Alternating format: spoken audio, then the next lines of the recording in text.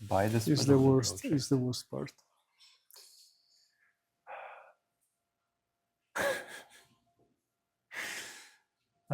Serious. Welcome back with a new video brought to you by the Spadone project. Here is Nick and Julian. Today we are in Zurich in the foundation SKKG, and we bring you an incredible Flamberge. But Your most favorite type of swords. absolutely, but we will And get mine it. as well. We will get it into a minute. Before going on, of course, you can subscribe to our YouTube channel to support us. And even more important, if you want, you can subscribe to our Patreon page. It's just some euros a month. You can help us bringing on the research, making more video, and support us to the expenses we have. But without further ado, let's get it into the weapon. So this is really the kind of 200 sword that usually people like a lot, and actually is pretty fine. I mean, it's not the kind of 200 sword that we usually appreciate the most, but we know that most of the people like it, so it's worth at least a video, of course. And let's get into it. So period-wise, this is the kind of design that is associated probably with the second half of the 16th century. So from the middle on, sometimes you can see reenactors of Landsknecht with the outfits usually associated, yes, with the first half of the century, but there is no actual source that proves that this kind of design was in vogue in that period. So it's if we would have to connect it to some fashion style, I would associate this kind of design with Pluderosen and the kind of later Landsknecht outfit. According to Neil Melville cataloging system, this should be North Germany style, and you can recognize it mainly due to the hilt shape. So this kind of, I don't know how to call it, is like a natural flower or maybe fleur de lis style, or this rings with a flat cross section, really wide, big, huge, and also this kind of elsetti on the ricasso. I don't even know how we could. It's like a seagull wing, something like that, or a barbed wire. And so these are the peculiarities of this design, and most of the time you can find it paired with this divided handle, and some of the specimen have this tasset. Yes, is tasset the name in English? Tassel.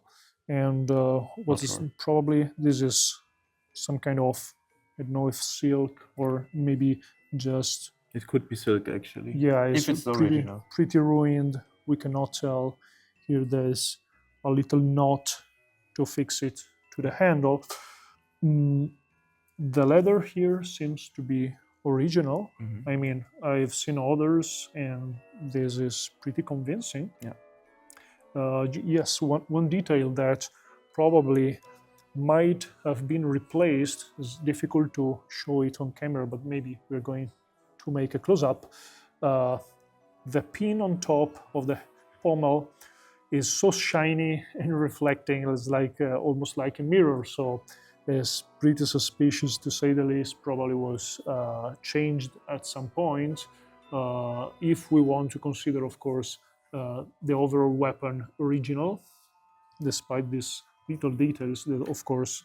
But our conclusion so far is yes, like this looks quite good. Yeah, it looks the part, yes. Of course. And what else about the blade?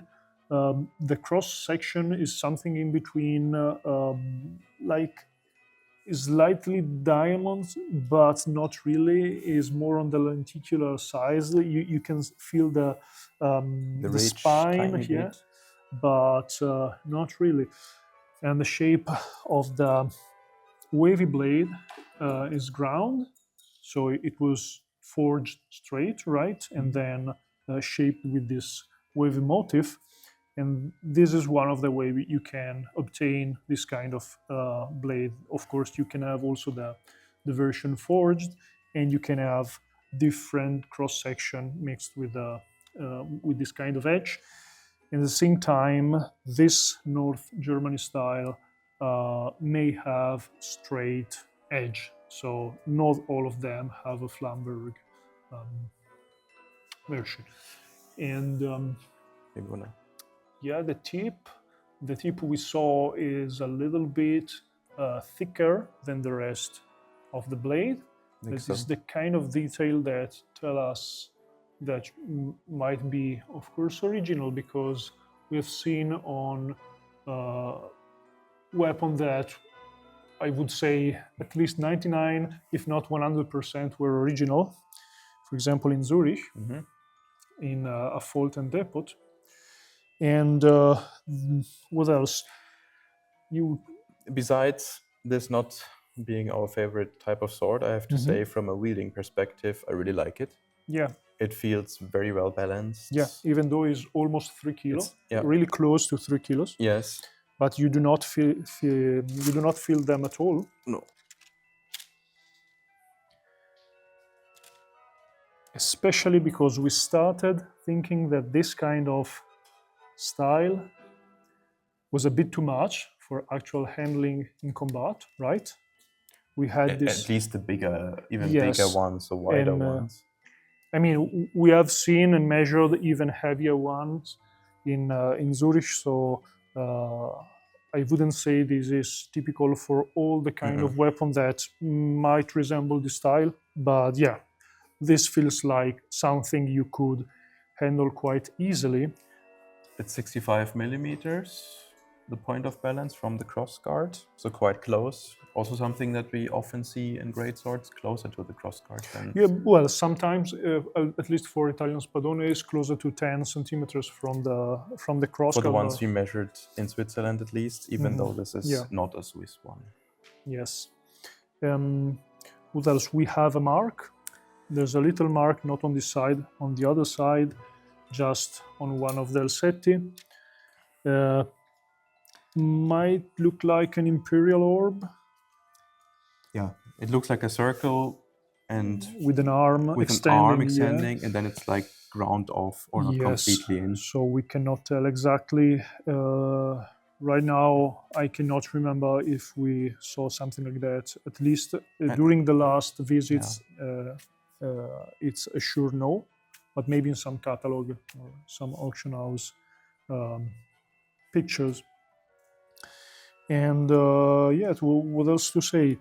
There are a lot of this kind of two-handed swords. They are pretty much common, along with other kind of German style of the same period. So there are like 2 or 3 different, like Saxon style, North Germany style, Bavarian style.